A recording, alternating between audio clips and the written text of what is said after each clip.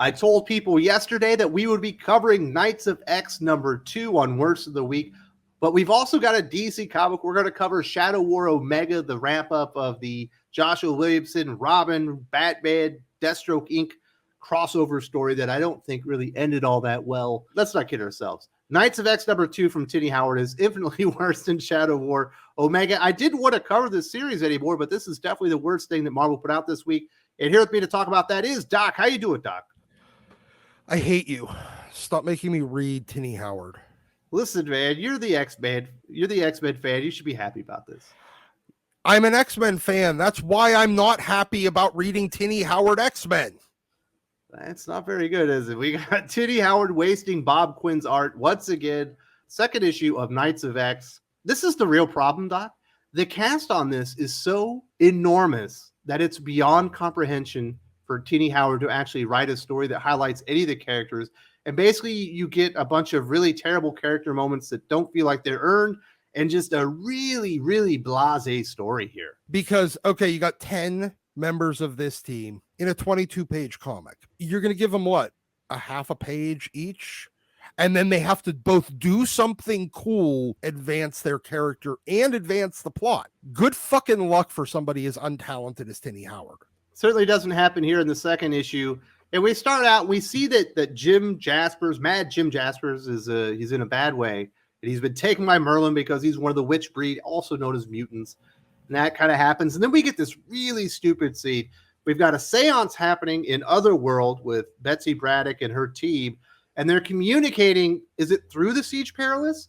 Or is there just a picture of it that's actually Betsy's voice while she's talking to Charles? Yeah, no, she's just giving them visual aids because, it's a kindergarten class and they need visual aids. There's part of that briefing that just demonstrates how bad of a writer Tini Howard is. She actually believes that Betsy was leading the X-Men when they went through the Siege Perilous. She makes mention of this multiple times throughout this issue.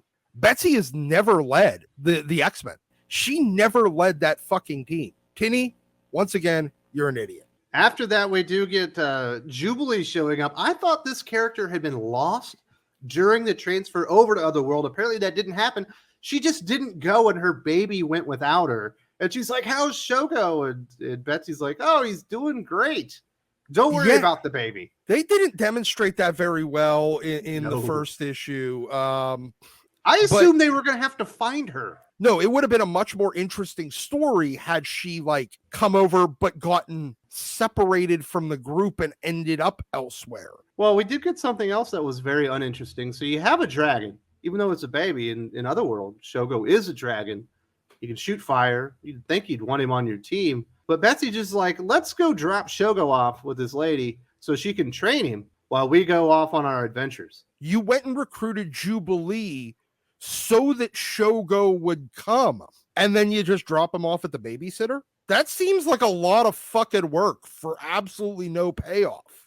Well, it's a lot of big waste of a fucking dragon, man. There's only so many cool things you can have in this story. You actually have a dragon. But nope, got to drop her off at the babysitter. You would expect the dragon would have been the mode of transportation for the Knights of 10, but apparently not, because obviously they dropped the dragon off. So Roma says, you know what? You lost your mode of transportation. I'm going to will you into someplace else. And they dropped him into the, was it the Blight? Well, Blight Swill was the drink. Blight Spire, Blight Spike. The Blight something. It's an area where apparently they're mining hooch from the ground called Blight Swill that is bad for you. And they've captured Sheriff Whitechapel and her posse, and they're sitting over this big moat and stuff. And we finally get some action, but the action itself is so stupid.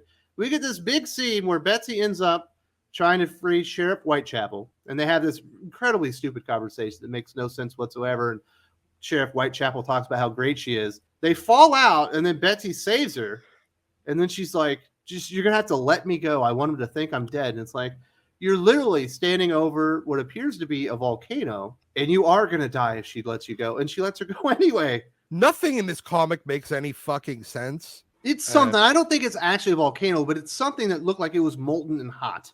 Yeah, I think it was the Bright Swill Spring. So honestly, I don't know what the hell's going on in this comic, because I don't think Tini Howard knows what the fuck is going on in this comic. I think she's just playing D&D and rolling one of her, many-sided die. And then whatever comes up, that's she what writes. happens in the adventures. She's a very, very bad dungeon master, I think. Well, and then There's fighting words, Doc. You can't be saying that about someone that loves D&D that much. I don't give You can say she's a bad comic writer. She doesn't like comic books. But if you start talking about her LARPing or her Dungeons and Dragons, you're probably saying something personal. She's fucking with my X-Men. That's fucking personal to me. Oh. And then Gambit does something. It's just a terrible use of Gambit. Terrible use of all these characters, to be completely honest. They deserve a better fate than Tini Howard. And I guess at the end, there's a couple of, are they vampires that are watching them in a crystal ball? Yeah, because apparently once they get out of like latex robot soldier land, then they get to Vampireville. That's what the next. That's what the die portended. It's vampires. Yes, because it's like leaving a dungeon and moving to the next fucking room. It's not storytelling at its finest, and I certainly don't recommend this comic. And I don't know if you're still on this after 2 issues. I wonder what's wrong with you, because you should be removing this from your pull list. This is such a bad comic book. I mean, if you love it, I say good for you. But I think most comic book fans, most X-Men fans aren't going to like this one. I do like the Bob Quinn art. I'll give it 1 out of 5. I maybe 0 stars, because I'm taking a point off of Bob Quinn's art for gratuitous Richter Shatterstar sitting there like drinking champagne together, giving each other fucking googly eyes like it's a goddamn anime. Fuck you, Tini. And honestly, fuck Bob Quinn for drawing that. That's probably the script or whatever. Let's move over to DC Comics. We've got the wrap up of Shadow War. This has been going on between Robin, Batman, Deathstroke Inc. Josh Williamson was the big architect. They got to wrap this up so we can get into Dark Crisis. Obviously, that starts next week. The big Geoforce reveal in the last issue was not very compelling. I think most people kind of laughed about it. And in this issue, we get the big explanation that, Talia al Ghul, in her fight with Leviathan, pretty much destroyed Markovia, killed millions of people. I guess Geoforce said, you know what? Between that and Deathstroke taking advantage of my sister 25 years ago, it was time for me to get some revenge. And his plan was to murder Talia and Deathstroke. Obviously, Deathstroke's already dead. Ra's al Ghul is dead.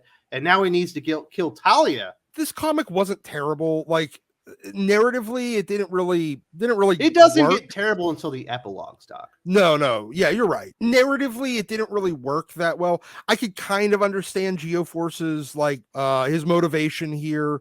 He was a relatively sympathetic, I guess if you want to call him a villain. He actually posed a bit of a threat till he was dumb enough to just try to. What happened with that? He made himself into an enormous rock person. Yeah, Davian called him a butthead. And then he exposed himself so Davian could kick him in the throat and kick his ass. For no apparent reason. All he had to do was stay inside of his giant fucking rock mech suit and beat the ever-loving shit out of everyone. Let Damian pound on the outside of it all fucking day long. Your name is Geoforce. She's standing on the ground. Just make the ground swallow her. You mentioned that he makes a good point. Yes, Talia al Ghul and her fight with Leviathan, I guess, which culminates in checkmate. A lot of people died. Markovia was in utter destruction, and this was him getting some semblance of revenge, which, is bad. You shouldn't be murdering people. But there's literally no accountability whatsoever on Talia al Ghul. Batman doesn't even acknowledge that she's a mass murderer. Yeah, he just lets her oh, well. He never even says, you know what, Geoforce, let me handle it. I'm not going to kill her, and I'm not going to let you kill her, but I'll take her into custody, and we'll put her in, Blackgate prison or whatever, and she'll never get out, and she'll pay for her crimes. There's no accountability for the mass murderer in this one. Yeah, there's absolutely no real accountability. Batman just kind of lets it happen. So at the end, we do get 2 epilogues. The first one is very wordy, and it's supposed to be like a big, I think, emotional speech between Batman and Damian about how they still love each other and whatnot. And it says it is leading to Batman and Robin teaming up once again. But at this point, I've not enjoyed the story enough to where it deserved an epilogue, let alone 2 epilogues. And I was just kind of waiting for it to be over. But I am somewhat excited for Batman and Robin, I guess, in Robin. That whole scene is just them validating each other. There's no loving criticism. It's just, you're perfect, and I'm perfect, and we're perfect together. The second one's even worse because the big moment in this event book, the story, is the death of Slade Wilson Deathstroke. and the secret society takes his body, and at the end, he's not dead anymore. They threw him in a Lazarus pit. Now, I do think he's going to change a bit because there's something wrong with the Lazarus pits. They literally killed him in the last issue, and then they brought him back in the next issue. Anything that involves Ra's al Ghul or the Lazarus pits, I've always considered as useless as like death being as meaningless in that as I do anything in the X-Men now. Death is equally meaningless in the X-Men as it is anything to do with the Al Ghuls or the Lazarus pits. I guess it's a little interesting that everybody expects him to just come out but he doesn't. And there's this black swirling, but he's different, but his eye didn't heal for whatever reason. And he's like, okay, well, we have a new mission and it's to kill everyone.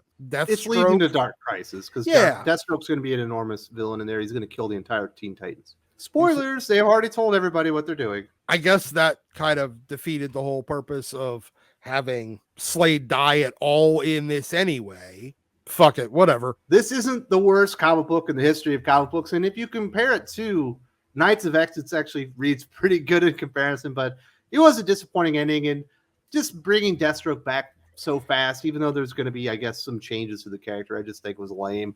I'll give this one I'll give it 2 out of 5. It's on the verge of maybe becoming something I, would almost recommend. Yeah, I'll give it 1.5 stars. Tini Howard has not become a very good comic book writer. She's been doing this a while now. This isn't her first go round, and we know why. Recently, Tini Howard had an interview and talked about what she really wanted to accomplish with her comic books. Shockingly, it's not writing good comic books. It's about Dungeons and Dragons and LARPing and all the other actual interests that she has. We had a good conversation about this, about some of the failings that Tini Howard has and what she's really interested in. She shouldn't be writing comic books, or at least X-Men. She should be writing Dungeons and Dragons comics.